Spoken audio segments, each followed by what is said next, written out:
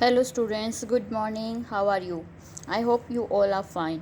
This is our science class and we are reading the chapter Plants, Growing Plants from Seeds to Seedling. हमने seed की structure के बारे में पढ़ा था. Our next topic is germination. कि germination होता क्या है. Growing of seed into a new plant is called germination. कि जब भी हम एक सीड को उस मिट्टी में लगा देते हैं और उससे एक नया प्लांट निकलता है, उसको क्या बोलते हैं, जर्मिनेशन बोलते हैं. Growing of seed into a new plant, मतलब सीड हमने मिट्टी में लगा दिया और उससे एक न्यू प्लांट निकला, उसको क्या कहते हैं, जर्मिनेशन. लेकिन जर्मिनेशन के लिए कुछ कंडीशंस बहुत ज़रूरी होती हैं, जैसे कि air, water, warmth and sunlight. जब तक ये इन्हें प्रॉपर अमाउंट में नहीं मिलेंगी तो वो सीड ग्रो नहीं करेगा.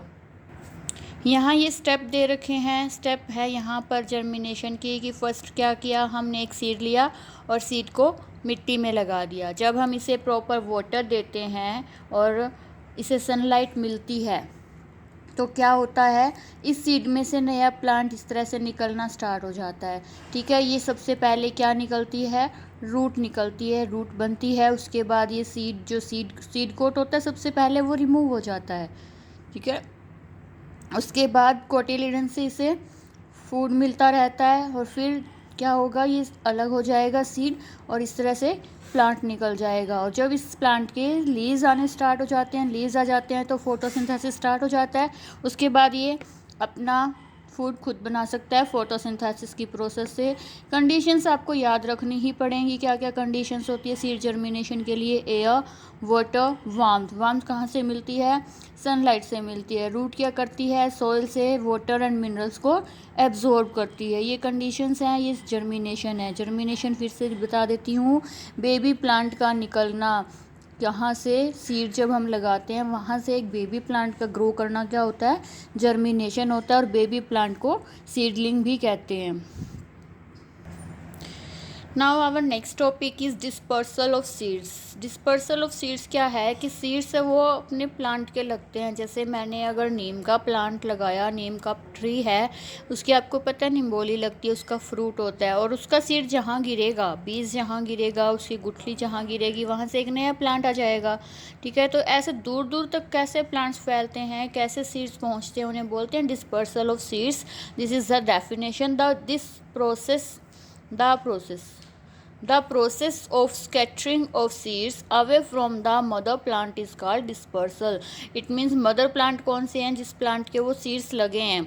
ठीक है, उस प्लांट से जब स्कैटर दूर दूर तक सीड्स फैलते हैं, दूर दूर तक स्प्रेड होते हैं, वो किस प्रोसेस से होते हैं, उस प्रोसेस को क्या कहते हैं, डिस्पर्सल ऑफ सीड्स. जो डिस्पर्सल ऑफ सीड्स हैं कई तरीक़ों से होता है. फर्स्ट क्या है, बाय विंड. हवा से कैसे होता है, कुछ प्लांट्स होते हैं जैसे कि हिप्टेज है, एग्जाम्पल है इसका, हिप्टेज प्लांट. इसका क्या होता है, ये इसके जो सीड्स होते हैं वो स्मॉल होते हैं, लाइट होते हैं और विंग्स या हेयर होते हैं उसके, जिससे वो हवा में ही उड़ जाता है. ठीक है, और जब भी हवा चलती है, तेज़ हवा चलती है, तो वो उसके उड़ के दूसरी जगह पे चला जाता है. और जहाँ भी वो जाएगा, जब वो गिर जाएगा और उसे प्रॉपर कंडीशंस मिलेंगी तो वहाँ एक नया प्लांट हो जाएगा. Next is by water. आपको पता है कोकोनट का जो प्लांट या ट्री है वो समुंदर के किनारे लगता है, तो वो दूसरी जगह कैसे गिरेगा, जब उस कोकोनट के जो पहले से लगा हुआ है और उसके प्लांट आता है, फ्रूट आता है, वो फ्रूट जब राइप हो जाता है तो अपने आप गिर जाता है ना प्लांट से. मान लो वो पानी में गिर गया और पानी के साथ बह के किसी दूसरी जगह पे चला जाएगा, और किसी दूसरी जगह पर जाके उसे जब प्रॉपर कंडीशंस मिलेंगी तो वहाँ पे एक नया प्लांट हो जाएगा. तो इस तरह से वाटर से डिस्पर्सल ऑफ सीड्स होता है. कोकोनट इसका सबसे अच्छा एग्जाम्पल है. Third is by animals. Animal से कैसे होता है, ह्यूमन बींग्स और एनिमल्स हैं, बहुत सारे फ्रूट्स खाते हैं और उनके सीड्स को फेंक देते हैं. कुछ सीड्स होते हैं उनके हुक्स होते हैं या स्पाइक्स होते हैं. स्पाइक्स होती है कांटों जैसी स्ट्रक्चर, ठीक है, या हेयरी स्किन होती है जो एनिमल्स की, तो या ह्यूमंस के कपड़ों में वो चिपक जाते हैं और जहाँ जहाँ वो जाते हैं वो किसी दूसरी जगह पर कहीं पर गिर जाते हैं। जब उन्हें वहाँ प्रॉपर कंडीशंस मिलती है तो वहाँ एक नया प्लांट आ जाता है।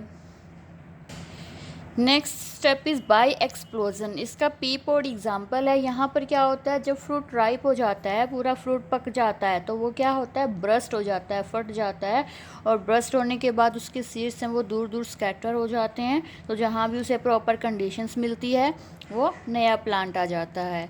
ओके, नेक्स्ट वीडियो में हम पढ़ेंगे multiplying of plants. Thank you.